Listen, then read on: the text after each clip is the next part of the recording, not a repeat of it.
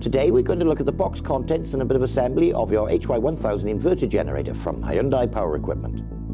Okay, so we'll open the box. First of all, you'll find your user guide. Now, it's essential that you read this before use.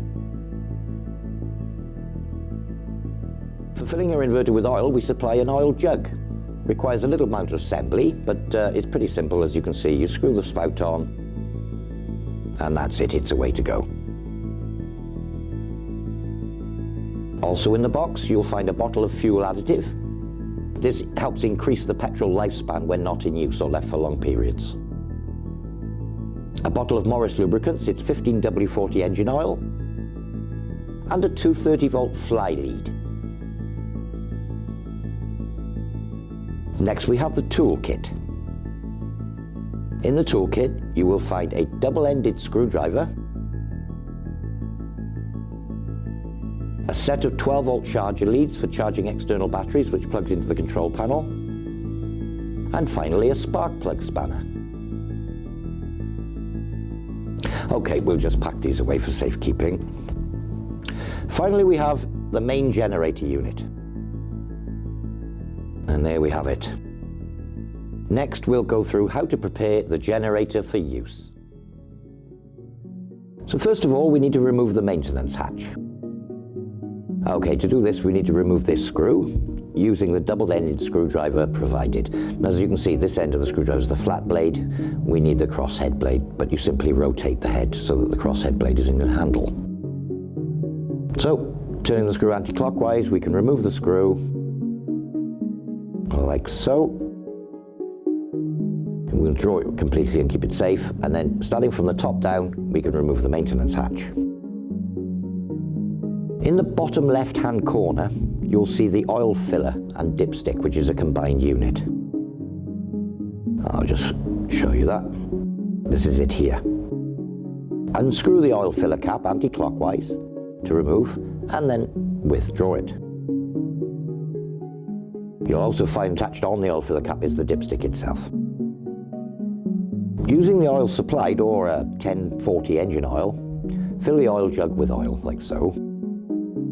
Simply pour oil into the top of the filler neck. Be careful not to overfill this. Do it in a few sort of intervals, if required, to avoid overfilling. Once the oil is right to the top of the filler neck, when the machine is level, refit the filler cap. I'll just show you the position where it needs to be. That's the amount of oil we need, right to the top of the filler neck. And replace the filler cap.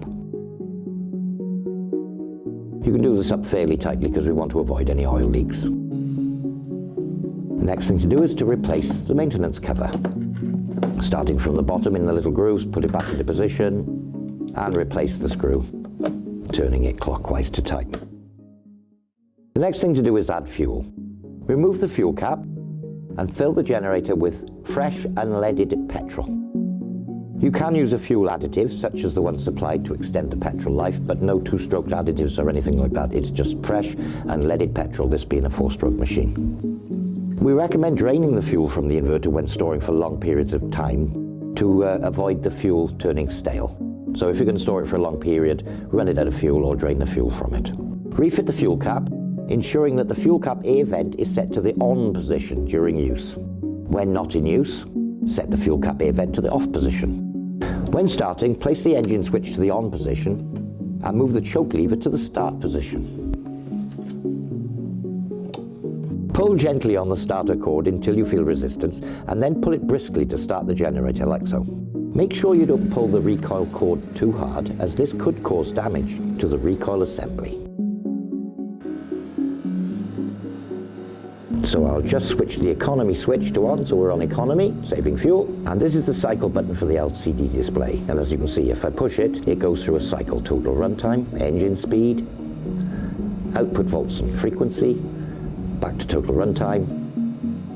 And if I just keep pushing, it'll go back to the output so I can monitor it. There we are, 233 and 50 hertz. This is the 12-volt external socket, and this is the 230-volt socket. To stop the engine, simply turn the engine switch on the side to off. As you can see, the 12-volt lead plugs in here.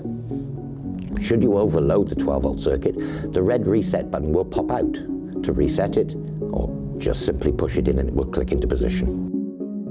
Before plugging in any heavy load appliances, make sure the economy switch is set to the off position. Under normal conditions, place the economy switch in the on position. As a quick summary of how to prepare your machine for use, first of all, put oil in the machine. Secondly, fill the machine with fuel. Turn the fuel cap air vent to the on position. Ensure the engine switch is in the on position. Move the choke lever to the start position. Pull gently on the starter cord until you feel resistance, and then pull briskly to start the generator. Once started, return the choke lever to the run position once the engine has run for 5 to 10 seconds or so. Before plugging in any heavy load appliances, make sure the economy switch is set to the off position. Under normal conditions, place the economy switch to the on position. To turn the generator off, turn the engine switch to the off position.